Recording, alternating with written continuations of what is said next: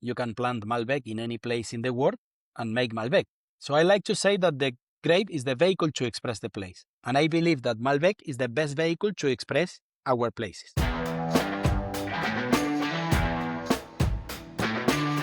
Welcome to the Wine-Centric Show here from the beautiful Farrington House or Relay and Chateau property just outside of Chapel Hill, North Carolina. And today we go out to the Andes Mountains. And trust me when I tell you that this man has put Zuccardi on the next level from being the third generation. He is Sebastián Zuccardi. Hello, Matt. Welcome. We're going to get into all the winemaking stuff and we're going to get into your vision and your passion for wine. But I want to start with a little bit more of a personal question. In movies, right? You talk about A-list actors, Leonardo DiCaprio, right? And Denzel Washington, A-listers, right? In my mind, you are an A-list winemaker, right? But do you feel like maybe the rest of the world is not taking you as seriously? Do you ever think about that? No, I feel that I'm a viticultor more than a winemaker, that my life is in relation more with the vineyard at the beginning than with the winery. Then in my way, I understood that was not complete the work being only in the vineyard and was very important to cross to the winery. But really, I do what I do because I like. I don't put a lot of attention about what people can think around me about our work, about our passion. When we believe in the conditions of the place and the style of the wines that we are making, I have no doubt about this. I was lucky also because it's a family company. And in family companies, you can take these kind of decisions. Maybe if I was the winemaker of a national company, it was impossible to do what I did for my family. So I feel that we have been doing a nice way. Yeah. And don't get me wrong, you guys have definitely received the recognition, right? I mean, from World's Greatest Vineyards, you've received recognition, obviously, from James Suckling and all the publications. I'm just thinking about internally, and which also made me think of like your family and the dynamics. So when I explain you to people, when I'm talking about your wines, I introduce you as Sebastián Zuccardi is the type of winemaker that would make a different wine from each vine if they let him. One of the things that we have is the diversity that the place gives to us. We cultivate in the Uco Valley. The Uco Valley is the area that is closest to the Andes mountain. And if I have to give you a definition of the place where we cultivate, we have to talk about mountain wines, like one word. And the second word is diversity. The mountain gives to us all the influence, the landscape, the climate conditions, the soil, the water, and we are mountain people. But also because we cultivate at the foothills of the Andes, we have a big variation of altitude. And because the formation of the soils was alluvial formation, we have a big variation of soils inside of the properties. So this complexity put us in the work to understand every meter of our properties. So today, when you come to visit our vineyards, you don't have one vineyard. You have many parcels inside of the vineyard. For example, this morning, I went to one of our properties that is Finca Las Cerrilladas, that is in Gualtallarí at 1,400 meters. And this vineyard is 32 hectares divided in 19 different parcelas. So yes, the level of knowledge that we create or we have been understanding of our vineyard is high. Why? Because first, we have this diversity in our property, and second, because if we want to take advantage of our places and if we want to have precision in our management of the vineyard and winemaking, we need to know our vineyards in a very deep detail. Okay, so I want to get into that because that diversity and that knowledge, in a way, it probably facilitates help during harvest, but also it probably drives your marketing team absolutely crazy. Yes, but we think the wine from the land, from the place. And then we understand that the market is a place where we have to explain what we do. Of course, it's more difficult. Need more energy. But I never think the wines from the market to the vineyard. I always think from the vineyard to the market. And like a family, we know that will take time. And it's a work that we can do only us. It's a work that we need to do, a group of producers working together and doing, I like to say, an evangelization of the place where we live. So yes, you can see this diversity like a problem, or you can see this diversity like an advantage. And always we have to think that this is a long-term activity. So passion, patience, and make wine because you love is a very important compound in our work. Let's take a specific example of that, right? Just to reset, who wants to do a trip to Tuscany? This is an opportunity to awaken your senses. This is the moment. There is a conscious taste of Tuscany spring renewal retreat. It is April 11th through April 18th. It's 7 days. It is a culinary delight as well as renewal and awakening. You get a spa day, you have breakfast, lunch, you have candlelit dinners, you'll have time for Pilates in the morning, you'll have time for creative time, for journaling, and you get specialty dinners with their chef, Chef Tommaso, a unique experience. And I highly encourage you to reach out to Lauren McLaughlin. Email her, Lauren@ConsciousStrong. That's Lauren@ConsciousStrong, and mention the Wine Centric Show, and you get a $250 discount.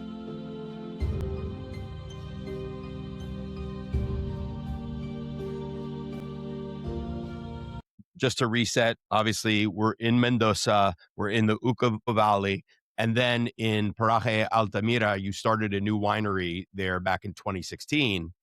And when you did that, you told your dad, Jose, who was running the winery before you, that, this is going to take about 30 trucks of full of stones to remove it, right?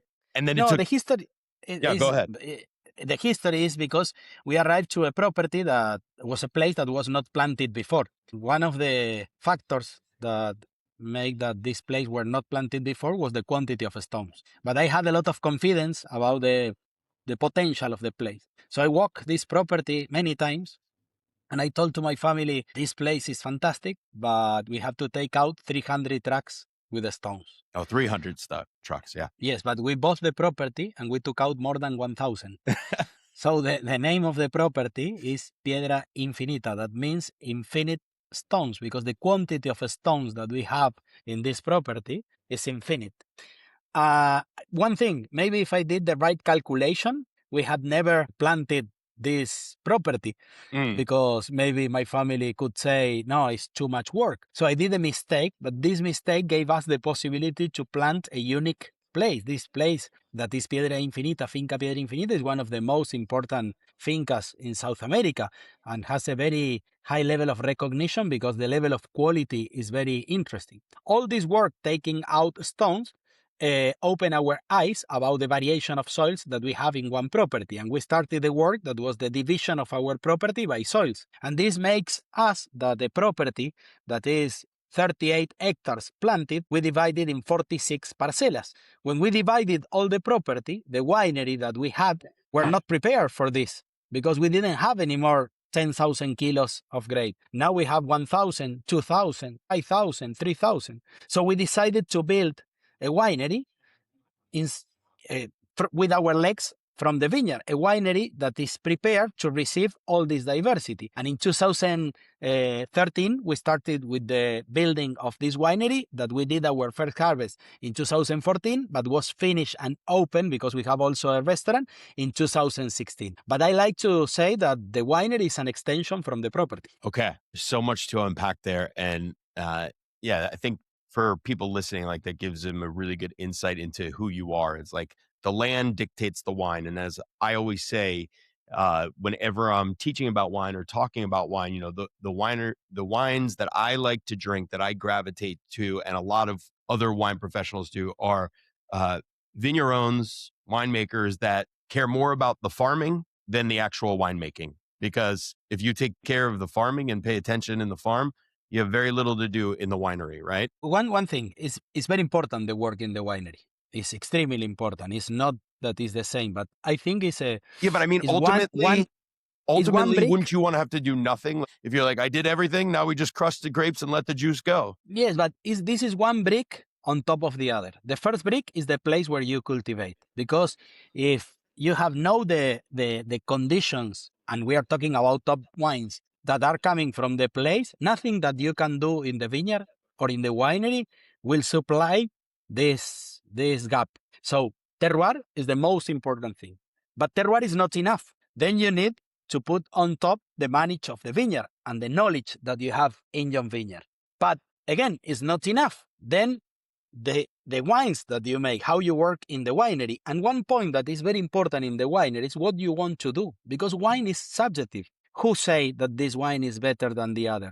Depend who drinks the wine. So interpretation, what you want to do, is extremely important. I have no problem if someone tell me I don't like the style of wines that you make, but you have to know that in our style, the wines are made in the highest level that we can, because the knowledge that we have of our place and the definition and the precision that we do in our style is in the highest level. So for me, this is very important. It's impossible to think the wine only with the terroir, that is a condition. Then we need the manage of the vineyard, and then the winemaking takes a lot of time. And more you know about your place, you feel that you do less. But if you want to do less, you need more knowledge and you need to work more. Because many times we are in the winery during the vinification, we taste the wine and we say, we are not going to do nothing today.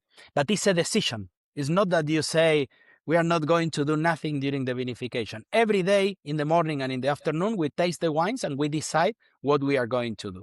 I think something that is very important is that we have very clear the style of wines that we like. Yeah. We don't feel that our wines lack something. We feel that in the style of the wines that we like and the place give the possibility to make, we have a definition. Okay, but what you said about when you take the decision to say, today we're doing nothing, like this wine is exactly where it should be. Isn't that the ultimate? Like, isn't that what you want to happen every day, if possible? Depend. I don't wake up saying I will not do nothing. I wake up and my work is listen, see, check, understand. In the vineyard, for example, the decision of a harvest time, that is one of the key points in the winemaking, in the definition of the style, is a combination of many factors, because you need to see the vineyard, you need to check the analysis, you need to see the forecast, but you are going to take the definition tasting the grapes. But you need all these things in order to take the definition tasting the grapes. So it's the fantastic of wine, and especially in this level, is that you need a connection with the place where you are cultivating, but also a definition of what you want to do. And this is why, for me, my obsession is that we have our own style, and it's our interpretation of the places. You can give the same vineyard to 3 different growers, and you have 3 completely different wines, and it's the same vineyard. But the decisions that we take every day give to us a final express of the wine that we are making. Okay, so you talk about style. What defines, cliche question, but what defines Zuccardi style? And more importantly, how did you guys define that style? We think we are looking for pureness, and we are looking for that the wines talk about the landscape. Our wines has to make that you can travel to our place, that you can feel the cold nights that we have, that you can feel the air coming from the mountain, that you can feel the intensity of the light, the stone, the quantity of stones in the soil, the quantity of calcare that we have. So we try to make wines that has balance, and we try to make wines that has less impact, for example, oak. So this moved to us to work a lot with concrete. We found in concrete a fantastic material that gives to us the transparency to the place. And these are the decisions that we are growing. But again, I'm not thinking to make a perfect wine. I don't believe in perfection. I believe in uniqueness, identity, and make wines that talk about the place and who makes the wine. For me, this is impossible to separate. Also, in Burgundy, you go to Burgundy, that everything is classified. Many times I prefer to drink a village from a producer that I like than a Grand Cru from a producer that I like less. So I will never choose a wine only from the place. For me, place and who makes the wine is something that I can't separate. Yeah, the personality of the winemaker is part of the terroir. Totally. I get that. So I guess what I'm asking then for Zuccardi, obviously, at this point now, you've been making the wine since the late 90s. Is that right? Is that No, I started working with my family in the beginning in 2000, but really I planted our first vineyard in the Uco Valley in 2004. I created the research and development area in 2009, and I'm really in charge of the Zuccardi wines from 2013. So from 2013. Okay. So from 2013, kind of you set the standard, right? For this is what I believe our vineyards and the style of wine that when we put Zuccardi on the label is supposed to be. Who else is in that conversation, and how does that work in between your family? Today, the definition of the Zuccardi style of the wine is my definition. Of course, my family is around me, but we are the third generation, and in the third generation, I'm in charge of the wines. My brother brought a new activity for the family that is olive oil, and he's the best olive oil producer in the country. And Julia, my sister, runs the hospitality of the family because we have 2 wineries with 2 tourist operations and 3 restaurants. So the definition is my definition. When I say my, it's not only me, it's me and my team. Yeah. I have been working with people that has been working with me for a long time, and we are a team. We take the decisions together. For example, this morning I went to Valtajari to taste the Chardonnay because we are close to start harvesting the Chardonnay parcelas for Botánico, and it's not my decision. Laura, that is the head winemaker of Zuccardi, was there. Martin, that managed the vineyard, was there, and we walk the vineyards, we taste the grapes, and we discuss together.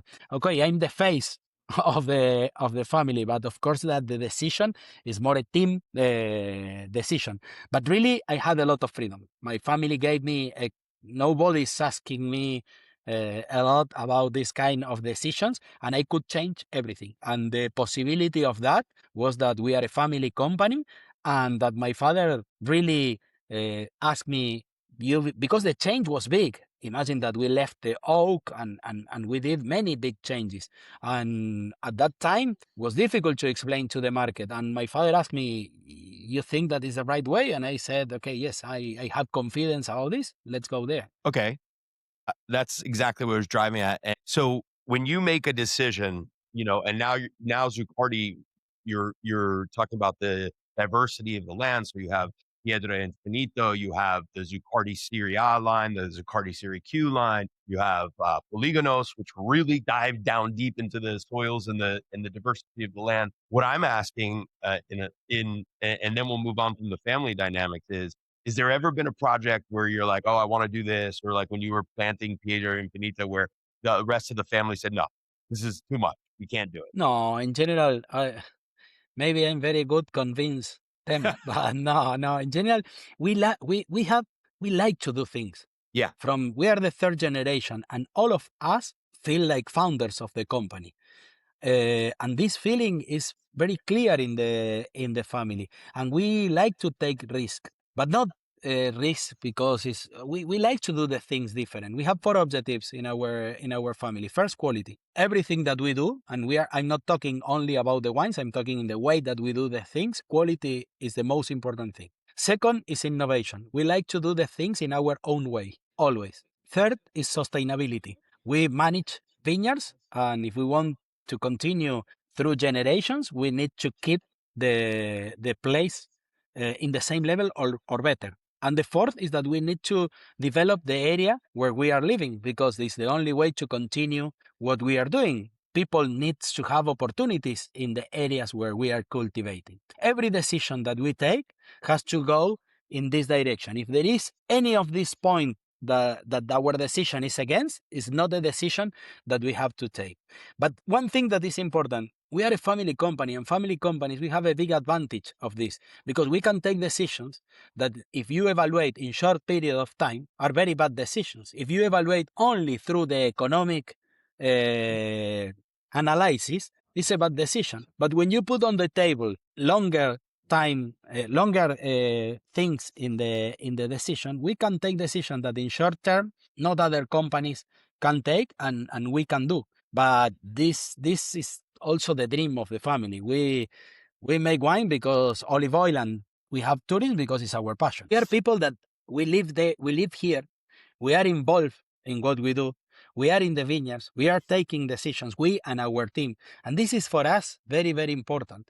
I don't want to manage, for example, vineyards far from my house. I want to manage vineyards close to the area where I live because I want to be in the vineyards. It's really my passion. So for me, it's very important that the family winery has a size where we can take the decision, when we can spend time in the winery and in the vineyards. Of course, then we need to go out and tell our history and show our wines. It's part of the winemaking. But I want to live close to the vineyards. This is a decision. Yeah. Let's talk about the vineyards. So people who are just starting to learn about Argentina and Mendoza winemaking, we hear about you guys have taken the decision to have Zuccardi exclusively from the Valle de Uco. So can you tell us a little bit about why that, and does that mean, like Luján de Cuyo area? For those listening, those are the two major areas of Mendoza if you subdivide it, Luján de Cuyo and Valle de Uco. First of all, tell us what are the differences, and then what was the decision of Zuccardi to go exclusively with Valle de Uco vineyards and fruit?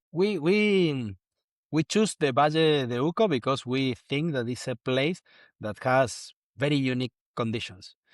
I told you, mountain wines, and when you see where is the Uco Valley located, is the area that is closest to the mountain. So the influence in the Uco Valley from the mountain is very, very strong. So give us the possibility to cultivate in higher altitudes, and higher altitudes mean cooler climate, and this is very important because if we are looking of wines that has more freshness, balance, less over ripening, the Uco Valley has perfect conditions. You have a big difference of temperature between the day and the night, but something that is quite unique in our area, that is the pure sunlight.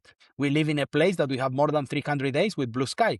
So the condition that we have, the climate condition that we have in the Uco Valley is quite unique around the world because we can cultivate in cold climate areas, but with a very pure sunlight. In general, cold climate areas around the world are in relationship with ocean influence. And when you have ocean influence, you have more clouds and wetter conditions.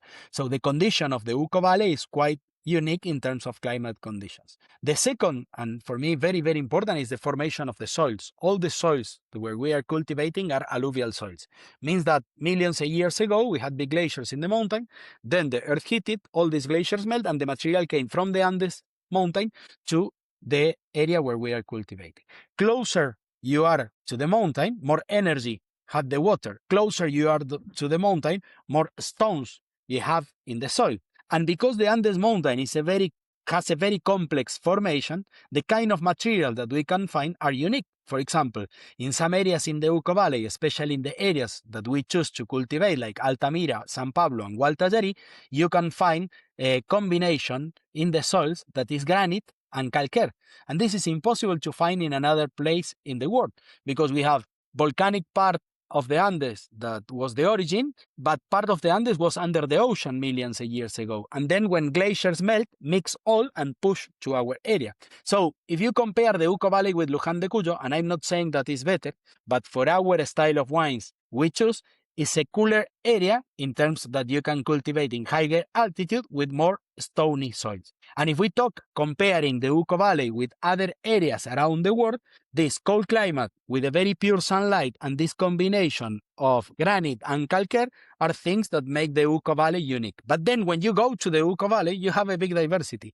So you need to divide the Uco Valley in the villages inside of the Uco Valley. And inside of the villages, you can divide in different areas. So talk about the Uco Valley, give us an idea, but it's not enough if we want to understand exactly what is happening in the Uco Valley. Do you think, just when you were explaining that, I thought about the glaciers, the volcanic soil. In some ways, it kind of reminds me of the Columbia Valley, but you don't have as much high elevation. You do have the desert conditions, but you don't have as much sunlight there, I don't think, as you would do in Mendoza.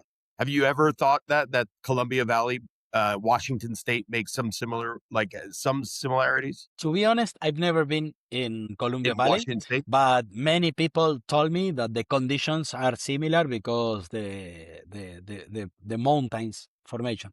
But I've never been there, so I have not enough experience to can do the comparison. I'd love to hear you. Well, Next time you're out looking, because I know you're a huge fan of wine. That's one of the things that I love about you. You're like a wine guy through and through. You bleed, the Burgundy red or the Chardonnay gold. But next time I you're have to deciding, go. look for a Colombia. I love wine. I love wine. It's Yeah. my passion, and I'm drinking all the time. No, not only my wines. If you come to my home, you're going to see that the table is full of wines from other producers in Argentina and from all over the world. And I try to travel a lot to other areas, but I didn't have the chance to go to Colombia, but I will organize because I have been listening very good things about the valley. Yeah, next time you're in the U.S., we'll have to get you on a tour through Seattle, and then you can go over the mountains to the Columbia Valley and try the wines through them. We'll set you up with some good winemakers out there. The other thing that I wanted to ask you, you talked about all the villages, right? Gualtazari, San Pablo. When did the overall winemakers of Mendoza really start to identify the unique villages, or was that always a thing? And now it's just something that, because of technology, because of commercial success, you're able to put it on a wine label and identify it in a single village. I can tell you that in the movement has been in the last 15 years, because for many years the focus was in the winery. If someone had to explain you a wine in the 90s, but not only in Argentina, in many areas around the world, could talk more about the use of oak and the technique in the winery. When you reduce all this kind of work, you can see the differences. And we started the work that is divide the Uco Valley by IGs, that is geographic identification. I think one very important step was the division of Paraje Altamira. That was really the first one that was did with a lot of studies, really a lot of studies. And this was a very important point. But after that, we have been continue. And the magic is that you can see the difference in the field, but you can feel in the glass. And there is another thing that is very important for me, is that we have a grape that is the Malbec, that is part of our terroir. Malbec for me is like Pinot Noir in Burgundy, or Nebbiolo in Barolo, or Sangiovese in Montalcino. It's a grape that is really part of the place. We have been cultivating Malbec for more than 150 years. The Malbec that we have in our area is muscle selection, is pre-phylloxeric, and it's extremely transparent to the place. So Argentina has a unique combination of things that make this place so interesting and unique. But the work has been in the last 15 years. The magic is that today, if someone explain a wine and don't tell where it's coming from, for sure someone will say where is coming the grapes. And when these kind of things happen, is because the movement is really strong and is going in this direction. A lot of Napa Valley success, just to make a comparison, and I'm looking at this from a consumer perspective, was they recognize the quality, right? And then there was a style of Napa Valley, but then now the Napa Valley vintners, they split it up and they have 16 sub appellations, right? And now a similar thing as Mendoza has come successful. But from a consumer perspective, when you say, oh, somebody always asks, oh, where does this come from? Do you think that is translating to the consumers yet? Because the way I see it, like 95% of the wine drinking population doesn't even realize, what the difference is between, like in Napa Valley, like Diamond Mountain or Howell Mountain or Rutherford, it's just Napa Valley. Do you think that message is getting translated to the consumer? But first, it's important to understand that wine is pleasure. And people have to drink wine because give a great experience. I know, I forget and that. if you want to drink wine, you don't need to know nothing. You need to be open to drink a glass of wine, and many times it's a good excuse to have a good conversation, to share with people. It's not about wine. Wine is part of a table. Saying this, then you can go in deeper as you want, and more you understand about wine, more you want to learn. But for me, it's important. No, it's important that people can enjoy a glass of wine. But then it's interesting when people understand that wine is talking about the landscape, about culture, about the place. So to these people, we need to give this information because we'll give more pleasure to them. In my view, every time that you start drinking wine, you want to learn more. It's one of the magics of the wine, and it's why wine is so diverse. But take time. It's a life work. Give Yeah. information, teach about our places. We are far.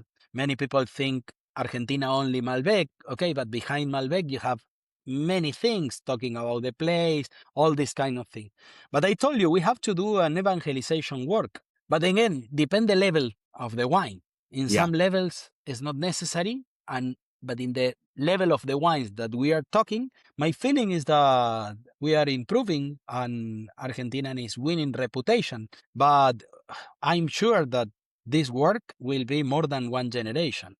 Yeah. And my energy is that the place where we cultivate has unique conditions. My energy is that we need to show this to the people that want to learn about the wines that we are making. Yeah. And I think it's an important point, two things, because we haven't even talked about Malbec, but back to the point of just the pleasure of enjoying wine is like, I myself always like get mixed up in that, like, oh, stop analyzing it, just enjoy it. Right. But it's hard. It's what we do. It's like a director, a film director. They can never just watch a movie for pleasure. They're always picking out, oh, I should have done this, the Of lighting, course, the camera, but we are crazy about this. It's our passion. It's our Yeah. life. Of course, that for us is different. Yeah. Then the second thing about that, and thank you for bringing it back, is the discussion about Malbec, because I think people had this impression when Argentina early on first became known for successfully exporting wine to the US and the UK and all around the world. They saw this Malbec and it was like, oh, Malbec, it's great. It's a juicy, powerful red without the tannin of Cabernet Sauvignon.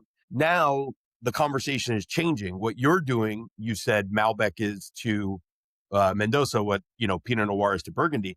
And even, it's crazy to think, but what you're doing with wines like Concreto and wines like the Polígonos, Malbecs, these are medium bodied at most wines. They're not big alcohol bombs. And that conversation has changed. So like, is that conversation, you think, being translated to the regular consumer about how Malbec is a whole different thing all around? First, the grape is important. It is not the same express every place with every grape. So the matching between the place and the grape is very important. I believe that Malbec, without any doubt, is a grape that is very well adapted to our area and has been selecting and improving through generations of growers. But when we talk about the grape, we are not talking exactly about the wine. You can plant Malbec in any place in the world and make Malbec. So I like to say that the grape is the vehicle to express the place. And I believe that Malbec is the best vehicle to express our places. But really, if you want to understand the places, you need to talk about the places. So if you see our top wines, we will not put the label in the label Malbec. We put more the place where the grapes are coming. But also, if you ask me what is coming after Malbec, more Malbec, but communicating through the places. I don't believe that Argentina now needs to find another grape. Now we need to show and we need to bring the message that if you want to go one step further, is through the places. And the Malbec that many times people think that is very black, very concentrate with a lot of oak is only one kind of expression of Malbec. But then you can go to completely different levels. So at the beginning, you are going to see that we talk about Malbec Uco Valley. But every time that we go up, we start talking about the village Malbec, and then we talk about the place, and Malbec is in the back label. So the challenge is that we have to go in deeper every time that we go up. But will take time. Will take a lot of time. And it's important. In wine, it's not possible to build things from one day to the other, especially when you want to build things that has deep roots. So let's talk about that. Let's talk about Polígonos also, because that was like, as far as I know, your first, when you really changed the labels and got really dove down deep. Is that what you're drinking right now, Polígonos? No, I'm drinking a Malbec Q. Okay. 2024. That is our beginning of the Uco Valley. This is a wine that tell us the the idea of the Uco Valley in the highest part. But Polygonos is a very important range because Polygonos is the first range where we talk about the villages. And when you can compare a San Pablo Malbec with Altamira Malbec with Gualtajari Malbec, and you can see the three of them were vinified in concrete, you can see how difference you have between the areas. So how does that translate to the actual wine? Like, what do they taste like? Yeah, I know it's like getting winemaker notes, but I want to like have a picture in my head. I will not give you very sophisticated notes. I will tell you that when you go to Altamira, you are in the south of the Uco Valley at 1,100 meters with very stony and calcare soils. So because you are at medium altitude, the expression will be more fruitier. So you're going to have a lot of red or blue fruit. And then you're going to have a very nice texture, like chalkiness in the mouth because the quantity of stone. When you move to the north of the Uco Valley to Gualtajari, that is an area 1,400 meters, all surrounded by native vegetation, but early picking, we are going to have a little bit riper expression, black fruit, but mixing with a lot of native aromas vegetation. And then, because the soils also has calcare, you are going to find a lot of texture. But if you compare Altamira and Gualtajari, Gualtajari will have a little bit more concentration and more texture, and Altamira a little bit subtle and more finesse. And if you travel to San Pablo, that is the coldest area in the Uco Valley, because the altitude and the distance to the mountain, we are going to find that we have more flowers and more herbs than fruit. And then in the mouth, we are going to lose weight, but we are going to win in the long feeling of the wine. So it's a combination that is coming from the place and the characteristic of the place. Naturally, we don't have any bell pepper or this kind of expressions coming from the grape, because Malbec is very transparent to the place. It's not a grape that show you first the character of the grape and then the place. It's a grape that always in our area show you the place and then the grape. Yeah, man. Now all I want to do is have those bottlings of Polygonos, San Pablo, Gualtajari, and Altamira in front of me and taste them side by side. It's very nice because when you taste, you can see the difference easily. Yeah, no, for sure. One question about that. When you said in Gualtajari that you're tasting like all the native vegetation, that made me think of like, the southern Rhone Valley of France, when you get like what they call the garrigue, like the native vegetation. Yes, this kind, we live in a desert that has a lot of aromas and a lot of flowers. So you have a kind of bushes like jarilla, we call, or tomillo, that is thyme, or some wild sage. So when you walk in the vineyards and you have the native vegetation, you smell all this. In my view, if you make a good work in the vineyard and in the winery, the wine has to tell you about the landscape. So all these aromas will be in the wine. Then if you overripe, you overextract, and you over-oak, of course, you are not going to feel nothing of this. Yeah, great segue, because I want to talk about your belief in concrete. And for those of you out there that are listening, like Sebastian could probably be given a master's degree, a dissertation in the use of concrete at that point. Talk about your move away from oak into concrete, why you decided that, and the benefits of concrete. First, you can make a great wine in concrete and you can make a disaster in concrete. It's not concrete, oak, or stainless steel the key. I believe that the key, first the place, the terroir, then how you manage the vineyard, and then you have to take a definition on the style of the wines that you want to make. We are looking to make wines that show the places in the most pure and transparent way that we can. And we found in concrete a fantastic partner, first, because don't give any taste and any flavor to the wines. Second, because it's a natural material. We made our vats with sand, stone, and water coming from our properties. Third, is extremely efficient in the manage of the temperature because you have a thick wall. We live in a place that the nights are cold and the days are warm. With concrete, you isolate all this, so you save a lot of energy. Fourth, because you have less microoxygenation than, for example, a barrel. You have microoxygenation because we don't use epoxy inside, but you have less microoxygenation. And in my view, Malbec, that is a grape that has tannins, but is not extremely tannic, and we live in a place that we have a lot of sunlight, we don't need in the winery to continue open. We need to close during the fermentation and the aging. But at the end is philosophy. I started making the same grape in stainless steel, oak, and concrete, and I fell in love with concrete. One thing I believe, I don't want to smell wines that has smell that are not coming from the place. And when you over oak, this is a big issue because you have a lot of aromas. And I'm not saying that the wine is good or bad. I'm saying that in my style and in the wines that I like to drink, I want to talk about the places. Yeah. The other thing about concrete use, it is somewhat porous, right? Not as much as oak, but you do have some oxygen exchange in there a little bit. Yes, it's Okay. proof. It's proof. Yeah. Another thing that is interesting is when you see our wineries, in general, people think that we are very innovative. But if you see how was the old wineries in Argentina, were concrete. Concrete was the main material. Then in Argentina, we had big foodres, big oak cask, but the small barrels arrived at the end of the 80s because we had a big influence from Bordeaux. And in my view, we started making a Malbec from a sunny place with a cold climate, with a lot of stones and sand, like a Cabernet Sauvignon from a place that is wetter, you have less sun, and you have clayly soils. So in my view, every place needs to find the way to express the places. But again, it's not about concrete. Concrete is part of the philosophy of the wines that we make. Yeah. I like how you say it. Concrete translate the story of the place better, in your opinion, than oak. And that's the ultimate.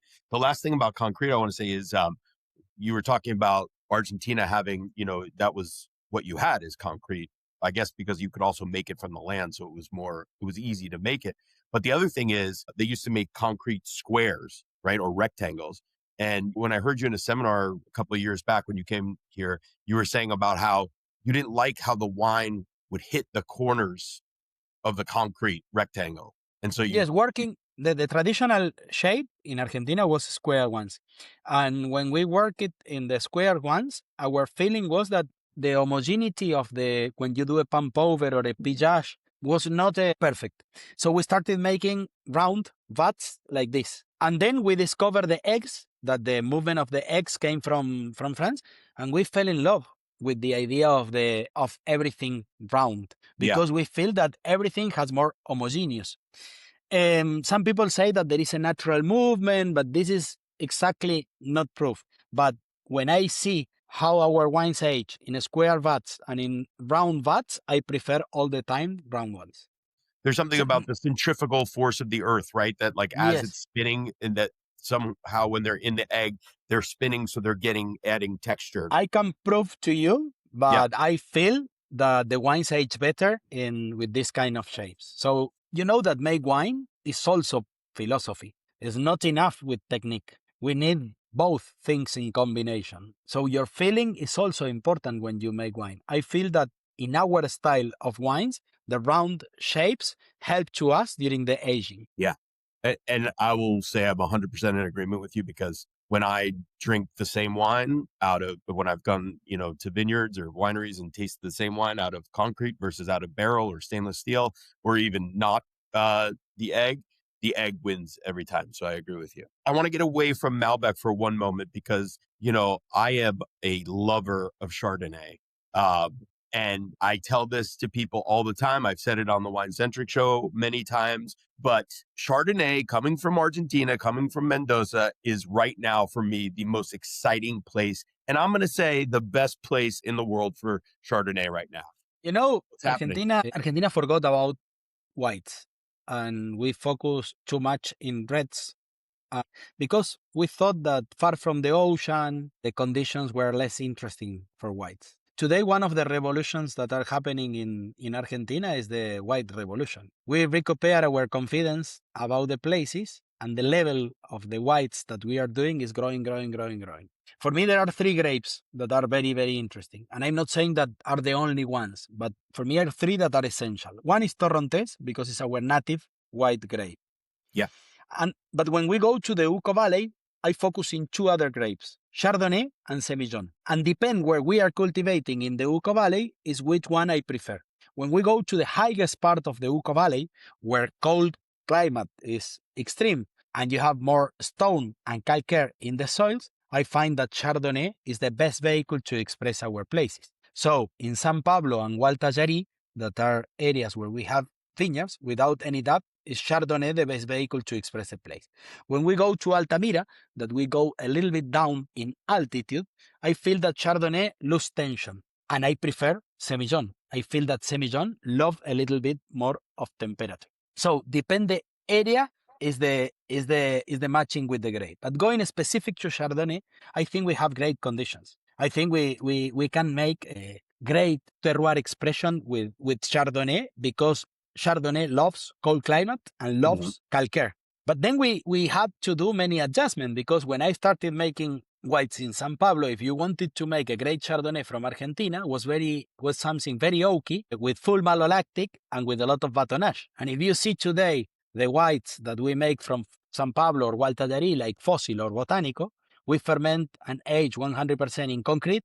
We don't do malolactic and we don't do batonnage. So the style that we are doing today is a style that is looking to express the freshness and the texture. Tell us about those Chardonnays from the levels going through the Zuccardi Q Chardonnay up to Fossil and then Botánico, or Fossil and Botánico are kind of like equal partners. Fossil and Botánico are the same level. Yeah. Are two whites that come from two different areas. Fossil from San Pablo, that is the highest and coldest area in the Uco Valley.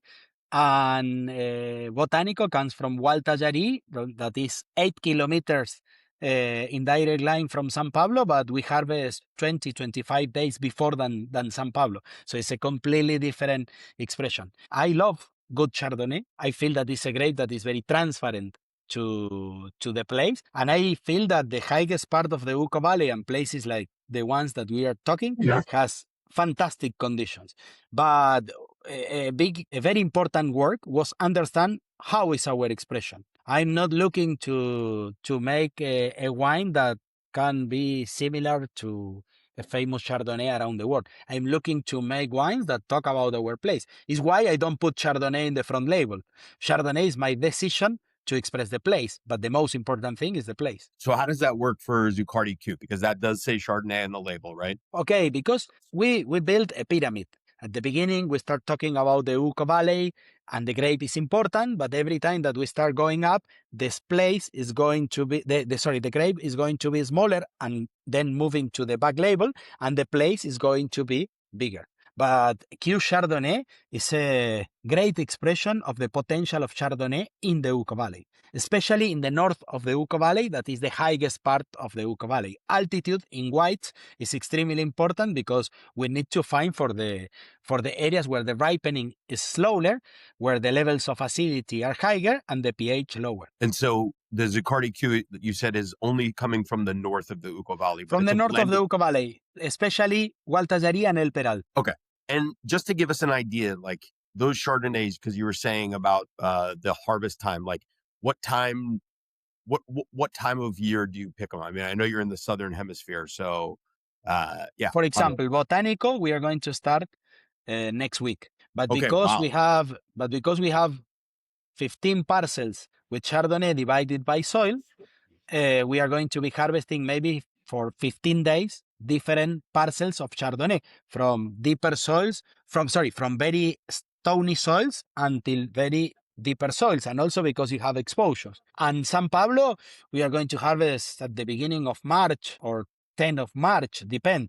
We need to see also how the climate conditions continue through the season. But it's unbelievable how in 8 kilometers you have this difference. Yeah.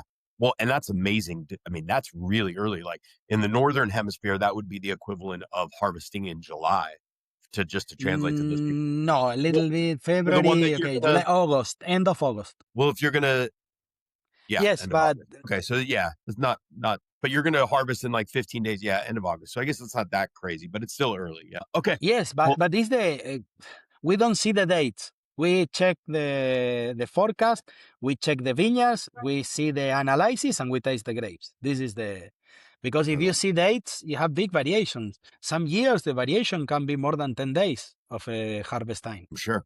Okay.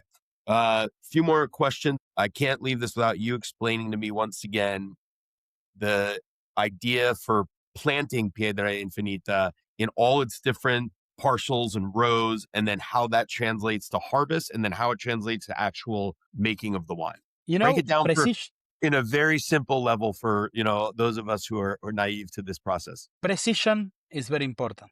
If you want to make a wine that talk about the place, you need to have knowledge. You need first a great terroir, then you have knowledge about the terroir, and then you need precision in the management. In our area, where the movement of the water that create the soils was very strong with a lot of energy, but the short movement create that in 5-10 meters, the soils change. So we started in 2009 a study that was divide our property by soils. And this changed our life, changed the way that we walk the vineyard. And when you change the way that you walk the vineyard, change the way that you make the wines. I told you also we had to build a new winery completely thinking from the vineyard, because the winery that my family had were not prepared for this level of variation. This gives to us the possibility to harvest in the same property different parcels, one next to the other, with 20 days of difference. But also we can irrigate different, we can prune different. When you don't have this knowledge, you make averages. And when you make averages, always the average push you down. So for us, it's extremely important the terroir, but then the knowledge that we have at the terroir and the precision in the operation that we have. Okay, so you have, what is it like? It's something like 36 hectares is the vineyard, and 38 hectares divided in 46 parcelas. 46 when you see the maps, but this was not something that we did in 1 year. It was like 5 years of working, studying. My father used to say that we spent more time underground than on the topsoil. And it's true, because we did a big work in order to understand and divide our property. But really, today, we don't understand. It's the way that we work. Yeah. I wish when I finished this, I have these pictures when I visited the property. So this would have been when you started that, like 2011, 2010 maybe, and us getting in the big holes. The what? Calicata. The calicatas, like deep down, they're what, like you can stand in them. I mean, a tall man, I'm not a tall man, but a tall man can stand in them, like 6 feet in the ground at least, right? So yes, I'll have to show those pictures. Yeah. But the magic is when you see the difference, and when you taste the wine, you taste the difference.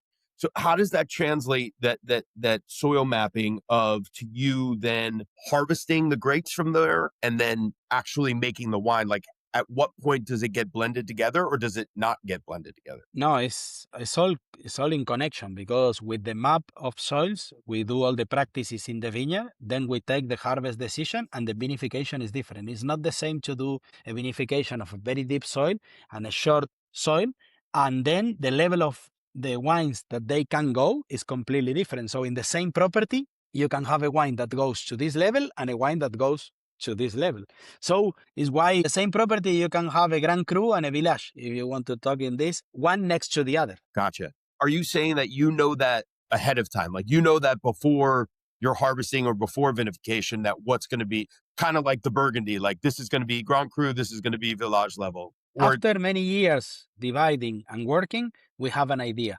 But then the definition, we have to take in the winery when we have all the wines made with the glass. But we have an idea. We look for stones. Why? Because stones bring to us more texture in the wines. When the soils are very, very deep and you don't have a lot of stones, our feeling is that the wines are nice, juicy, but lack a little bit of a structure. So we have an idea about the soils, but then we need to put all the wines on the table. Okay.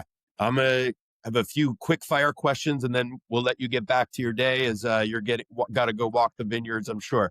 First is, if you could work harvest anywhere outside of Mendoza, where would you want to go? I didn't tell you, but I had the chance to do harvest in different areas around the world. During 7 years, I worked with my family, and then I went to the North Hemisphere to make wine. And this helped me a lot to open my mind. And I try to visit every year 2 or 3 different wine areas in order to open my mind. But my place is here. I want to work here. I feel that this place lack nothing, has nothing to envy to other places in the world. But if I have to tell you which other places are my favorites, Barolo is a place that I love a lot. This texture and this complexity in the wines is something that I like a lot. Have you tried to plant Nebbiolo in Mendoza? No, I think has no sense. I think we have to do the best that we can in our area, because that Nebbiolo works in Barolo means nothing here. Maybe if they plant Malbec there, it's a disaster. So I don't want to copy. I want to inspire in different things, but I don't want to copy. I don't make Pinot Noir either. I focus on Malbec, Cabernet Franc, Chardonnay, and Semillon. Okay. If you weren't a winemaker, what do you think you would be doing? Maybe vet. I love nature. I love animals. Something that give me the possibility to be in contact with the nature. Okay, love it. Does the term guilty pleasure? Do you know what that means? Like Yes, I understand. Okay. Do you have a guilty pleasure wine? Well, wine that like people would not think that you would like it, but yet every time you go, you're like, oh, I really like that wine, or I want to drink it. I have a lot of, for example, a wine that I love a lot is Tondonia from Spain, Rioja. That the wines are aging in the winery for long term, and it's completely different than the way that I make the wines, that I divide by parcels, but are wines that I love, especially the white. But it's not a guilty. It's really a pleasure. No. But it's completely different than my approach to the wines. But the wines are magic, especially when they are old. That's awesome. Well, Sebastián, I wish you good luck with the 2026 harvest. And thank you so much for being on the Wine Centric show and joining us for today, an enlightening conversation with you. So for all of you out there. Thank you very much. And it's much easier to explain all this facing the mountain with the legs in the vineyard. So come here. We're working on a travel aspect to it. So I will take you up on your invitation. Hopefully sooner rather than later. So for all of you out there, please go get yourself some Zuccardi wines and you will drink deliciously.